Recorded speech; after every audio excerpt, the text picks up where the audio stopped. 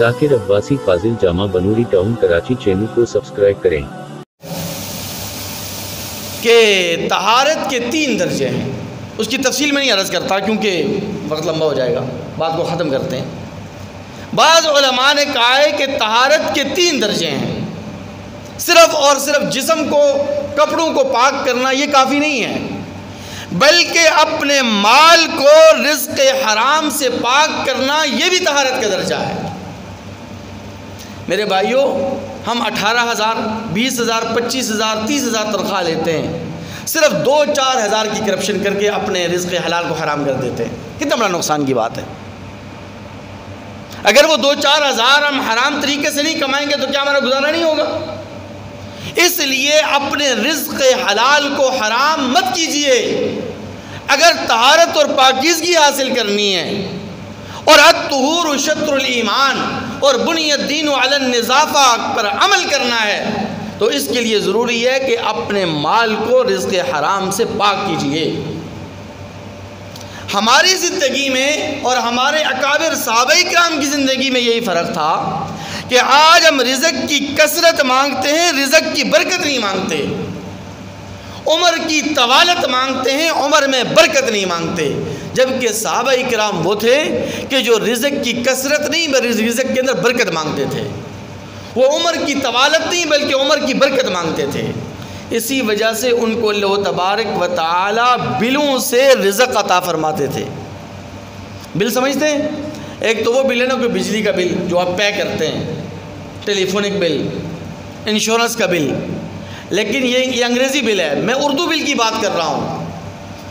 جو چونٹیوں کا بل ہوتا ہے، چوہوں کا بل ہوتا ہے، تو صحابہ کرام کی زندگی میں ایسی برکت تھی کہ اللہ تبارک و تعالی انہیں ان بلوں سے رزق عطا فرماتے تھے۔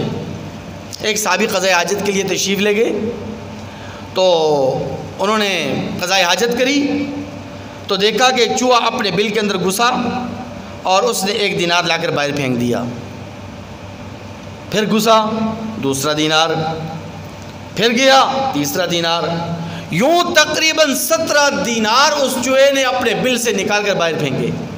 اس صحابی نے وہ دینار اٹھائے، 17 دینار اٹھا کر نبی کریم صلی اللہ علیہ وسلم کی خدمت اقدس میں حاضر کیے کہ یا رسول اللہ میرے لیے کیا حکم ہے، کیا میں ان کو استعمال کر سکتا ہوں؟ نبی کریم صلی اللہ علیہ وسلم نے فرمایا کہ ہاں بالکل استعمال کر سکتے ہو، اللہ تبارک و تعالی نے اپنے غیب کے خزانے سے تجھے روزی عطا فرمائی ہے۔ آج ہم پورا مہینہ کماتے ہیں اور پورے مہینے کی تنخواہ بلوں میں خرچ ہو جاتی ہے، بجلی کا بل، گیس کا بل، انشورنس کا بل، موبائل فون کا بل، یہ بل وہ بل، ہمارا خرچہ، ہماری تنخواہ بلوں میں خرچ ہو جاتی ہے۔ اور صحابہ کرام وہ تھے کہ جن کو اللہ تعالیٰ بلوں سے روزی عطا فرماتے تھے۔ اور فرق کیا تھا کہ وہ اپنے رزق کے اندر کثرت نہیں بلکہ رزق کے اندر برکت مانگتے تھے۔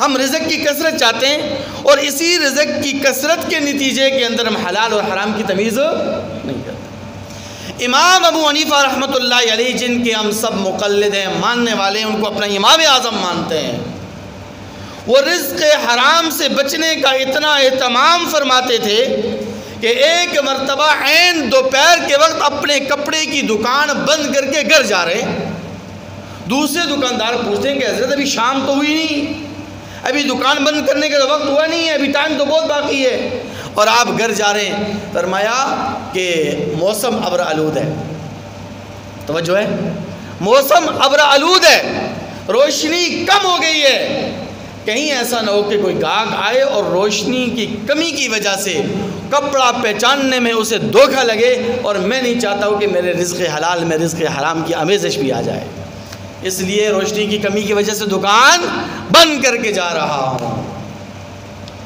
میرے بھائیو، یہی فرق ہے ہماری زندگی میں اور ہمارے اکابر کی زندگی میں، اور ان کی زندگی کے اندر اور رزق کے اندر برکت اس لیے تھی کہ وہ رزق حرام سے اپنے آپ کو بچاتے تھے، یعنی حرام سے اپنے مال کو پاک رکھتے تھے۔ میں تابعین کا واقعہ آپ کو سناؤں، بعض نے تو حضرت عمر فاروق رضی اللہ تعالیٰ کا واقعہ بیان کیا ہے، لیکن اکثر علماء فرماتے ہیں کہ تابعین کا یہ واقعہ ہے کہ ایک آدمی نے زمین بیچی، دوسرے نے خریدی، توجہ ہے، ایک آدمی نے زمین بیچی، دوسرے نے خریدی۔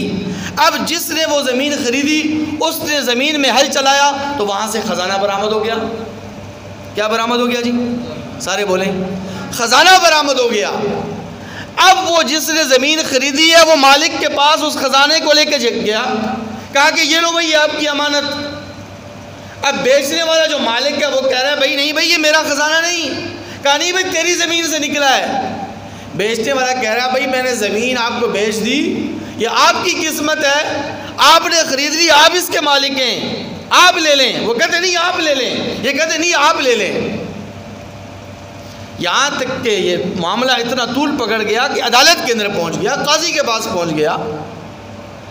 تو پھر قاضی نے بحث مباحثے کے بعد ایک حکیمانہ فیصلہ کیا، اور قاضی نے مشورہ دیا کہ تمہارے جو بیچنے والا مالک تھا اس زمین کا، اس سے کہا کہ تمہارے گھر میں کوئی اولاد ہے؟ اس نے کہا جی میرا بیٹا ہے۔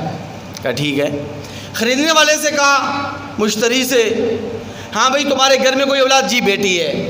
اچھا بھائی اس طرح کرو کہ تم اپنی بیٹی اور بیٹی کا آپس میں نکاح کر دو۔ آپس میں کیا کر دو جی؟ سارے بولیں، نکاح کر دو، شادی کر دو، اور یہ جو خزانہ برآمد ہوا ہے یہ خزانہ بطور جیز میں ان کو دے دو۔ معاملہ یہ حل ہے، ختم ہو گیا ہے۔ آج آپ اپنی عدالتوں کے اندر چلے جائیں تو عدالتوں کی کارروائی اس بنیاد پر ہوتی ہے، عدالت کا مقدمہ اس بنیاد پر ہوتا ہے کہ اس نے میرا حق کھا لیا، مجھے حق دلوایا جائے۔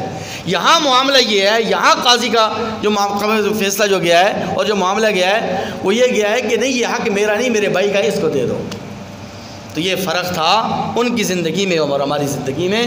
تو اس لیے طہارت صرف اور صرف ظاہری پاکیزگی کا نام نہیں ہے، صرف کپڑوں کو، بدن کو پاک رکھنا یہ کافی نہیں ہے، اگرچہ یہ بھی طہارت ہی کا حصہ ہے، اگرچہ یہ بھی طہارت کا حصہ ہے، لیکن سب سے بنیادی اور اہم بات یہ ہے کہ یہ طہارت کے 4 درجات آپ کے سامنے عرض کیے ہیں، اور بالخصوص رزق حرام سے اپنے مال کو پاک رکھنا۔